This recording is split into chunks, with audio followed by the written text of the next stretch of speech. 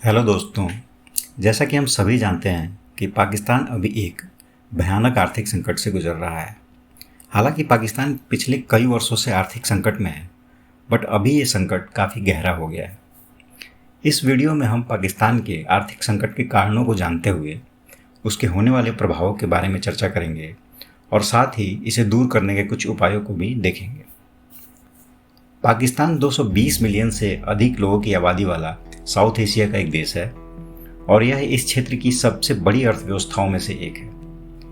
आर्थिक विकास की अपनी क्षमता के बावजूद पाकिस्तान पिछले कई वर्षों से गंभीर आर्थिक संकट का सामना कर रहा है। देश को उच्च मुद्रास्फीति, बढ़ते राजकोषीय घाटे, घटते मुद्रा मूल्य और विदेशी निवेश की कमी जैसी चुनौतियों का सामना करना पड़ रहा है।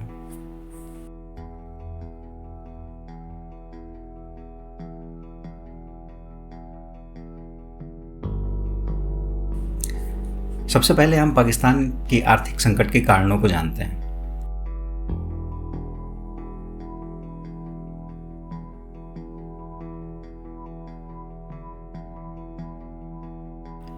पहला कारण political instability. Political instability Pakistan में आर्थिक संकट के प्रमुख कारणों में से एक है। देश में कई सेंचुरी से सरकार और मिलिट्री तख्तापलट में लगातार बदलाव का सामना कर रहा है। इस अस्थिरता से आर्थिक नीतियों में निरंतरता की कमी को जन्म दिया है, क्योंकि प्रत्येक सरकार अपने एजेंडे को आगे बढ़ाने की कोशिश करती है और पिछले के साथ संघर्ष करती रहती है। पॉलिटिकल इंस्टेबिलिटी ने वहाँ की करप्शन में भी बहुत योगदान दिया है, जिसने अर्थव्यवस्था को और कमज़ोर कर दिया। दूसरा बड़ा कारण पाकिस्तान की आर्थिक संकट का लो टैक्स कलेक्शन है। पाकिस्तान दुनिया के सबसे कम टैक्स टू जीडीपी रेशियो वाला देश है। इसका मतलब यह है कि सरकार बहुत कम कर एकत्रित कर पाती है। इसके परिणाम स्वरूप टैक्स कलेक्शन बहुत ही बढ़ गया है और जिससे कि सरकार का राजकोषीय घाटा हमेशा बढ़ा रहता है, जिससे गवर्नमेंट हमेशा फॉरेन सोर्सेस से कर्ज के लिए गुहार लगाती रहती है। इस लो टैक्स कलेक्शन के चलते पाकिस्तान की बुनियादी ढांचे जैसे कि एजुकेशन, हेल्थ, इसमें भी सरकार निवेश नहीं कर पाती है, जो कि किसी भी देश के इकोनॉमिक ग्रोथ के लिए बहुत ही ज़रूरी है। तीसरा बड़ा कारण है एनर्जी क्राइसिस। पाकिस्तान कई वर्षों से एनर्जी क्राइसिस का सामना कर रहा है, जिसने देश की इकोनॉमी को काफ़ी पीछे धकेल दिया है। पाकिस्तान में बिजली और गैस की कमी के कारण वाइड स्केल पर एनर्जी क्राइसिस है, जिससे कई घंटों तक बिजली प्रभावित रहती है। इससे व्यावसायिक गतिविधियां और इंडस्ट्रीज़ को काफ़ी नुकसान होता है और उनकी कॉस्ट ऑफ प्रोडक्शन भी काफ़ी बढ़ जाता है। चौथा कारण पाकिस्तान के आर्थिक संकट का है फॉरेन कर्ज। पाकिस्तान का विदेशी कर्ज काफ़ी ज़्यादा है, जो लगातार कई सालों से बढ़ता ही जा रहा है। देश का कर्ज से जीडीपी का अनुपात खतरनाक स्तर पर पहुंच गया है, जिससे देश अपने कर्ज को चुकाने में अब धीरे धीरे विफल हो रहा है।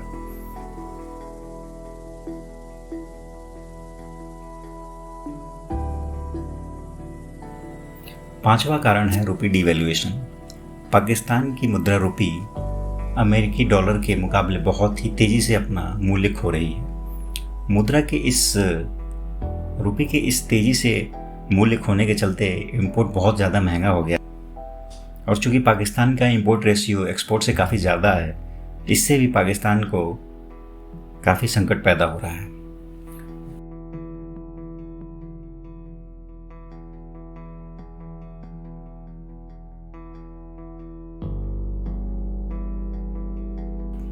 इकोनॉमिक क्राइसिस से होने वाले प्रभावों के बारे में हम जानते हैं। High inflation. हम जानते हैं कि पाकिस्तान इस समय हाई इन्फ्लेशन से जूझ रहा है। पाकिस्तान में इस समय कुछ खाने पीने की चीज़ों के इन्फ्लेशन रेट 41% से ऊपर पहुंच चुका है, जिससे गरीब और मिडिल क्लास लोगों का जीवन गुजारना लगभग नामुमकिन हो गया है। बढ़ते हुए इन कीमतों ने इंडस्ट्रीज़ को भी काफ़ी प्रभावित किया है, जिससे उनके प्रॉफिट मार्जिन भी कम होते हैं और इससे पूरा देश एक विशियस साइकिल में फंस जाता है। दूसरा प्रभाव है अनएम्प्लॉयमेंट। आर्थिक संकट के इस दौर में पाकिस्तान में बेरोजगारी भी बढ़ी है। आर्थिक संकट में निवेश कम होने लगता है और इंडस्ट्रियल आउटपुट इससे कम हो जाता है, जिससे नौकरी के अवसर ऑलवेज कम हो जाता है। इस बेरोजगारी ने देश में अशांति और गरीबी को भी बढ़ावा दिया है। गरीबी, पाकिस्तान में दुनिया में सबसे अधिक गरीबी दर है। पाकिस्तान के 1/3 लोग गरीबी रेखा से नीचे रहते हैं। इकोनॉमिक क्राइसिस ने इसको और ख़राब कर दिया है, जिससे कई लोगों की नौकरियां चली गई हैं और उनका जीवन यापन की लागत भी बढ़ गई है, जिससे देश में गरीबी रेखा के नीचे रहने वाले लोगों की संख्या बढ़ती ही जा रही है।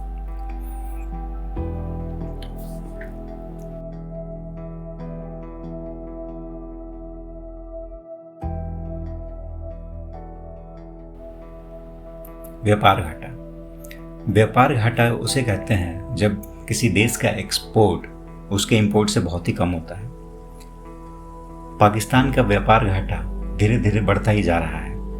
इस घाटे को पूरा करने के लिए पाकिस्तान को बराबर कर्ज लेना पड़ता है और रुपए के डिवैल्यूएशन से ये कर्ज और बढ़ता ही जा रहा है।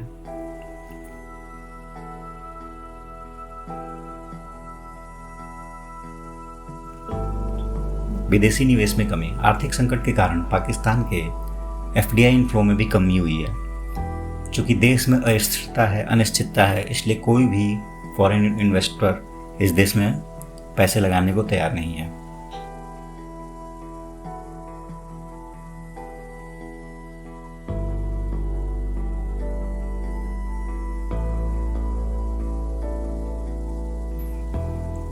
ह्यूमन इंडेक्स में गिरावट। आर्थिक संकट से ह्यूमन इंडेक्स पे भी काफ़ी प्रभाव पड़ा है। चूँकि शिक्षा और हेल्थ सबको नहीं मिल पा रहा है, इससे ह्यूमन इंडेक्स प्रभावित होता है और पाकिस्तान की रैंकिंग ह्यूमन इंडेक्स में लगातार नीचे चली जा रही है।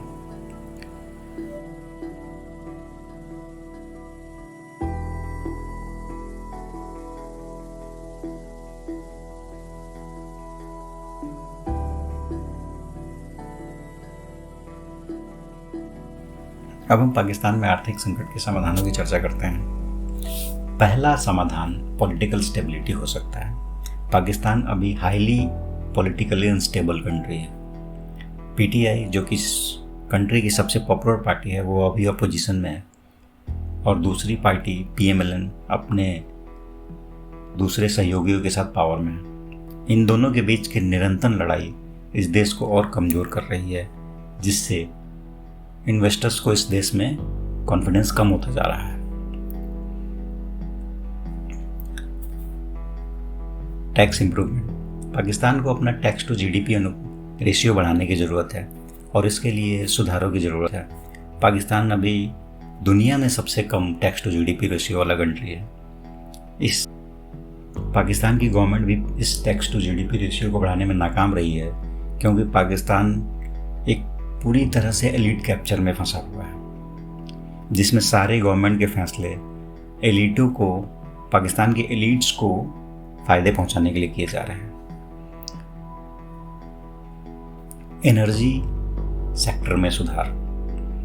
देश में एनर्जी सेक्टर क्राइसिस से जूझ रहा है। पाकिस्तान ने चाइना के साथ कुछ ऐसे अनुबंध किए हैं जिससे उसकी एनर्जी क्राइसिस तो काफ़ी हद तक सॉल्व हो गई थी, बट गारंटीड रिटर्न वाले एनर्जी समझौते पाकिस्तान को अभी काफ़ी हानि पहुंचा रहे हैं। पाकिस्तान को अपने डेट को चुकाने के लिए अपने बाहरी डेट का सावधानीपूर्वक प्रबंधन करने की आवश्यकता है। सरकार को इंपोर्ट कम करने और एक्सपोर्ट बढ़ाने पर जोर देना है और सभी देशों के साथ बैठकर उनके साथ डेट रीस्ट्रक्चर करने की ज़रूरत है।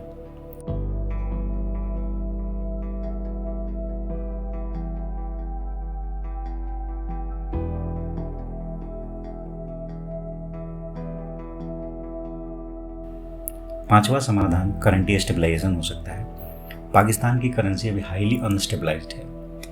Highly unstabilised currency foreign investors को यहाँ आने से रोकती है, जिससे कि एक इंडस्ट्रियल माहौल नहीं बन पाता है। इस के कारण सरकार का इंपोर्ट और एक्सपोर्ट भी प्रभावित होता है।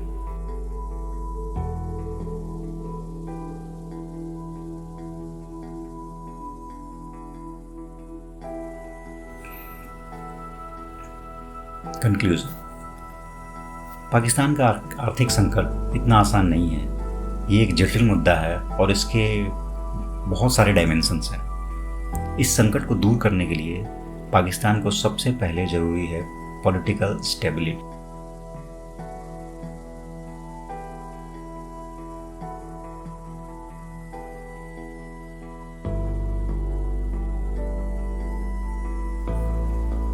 पाकिस्तान पॉलिटिकल स्टेबिलिटी के बाद ही अपने डेट को रिस्ट्रक्चर कर सकता है, अपने एनर्जी क्राइसिस को दूर कर सकता है और अब टैक्स रिफॉर्म्स कर सकता है, क्योंकि कोई भी वीक गवर्नमेंट इन कठिन मुद्दों पे कोई भी हल नहीं निकाल सकती। तो इसी के साथ मैं ये वीडियो समाप्त करता हूँ। आप अपनी राय कमेंट सेक्शन में दें कि पाकिस्तान अपने एनर्जी क्राइसिस और इस इकोनॉमिक क्राइसिस को कैसे दूर कर सकता है। अगर आप पाकिस्तान की इकोनॉमिक क्राइसिस के बारे में और ज़्यादा जानना चाहते हैं तो काइंडली कमेंट, मैं इस पे एक और डिटेल वीडियो बनाऊंगा। Thank you.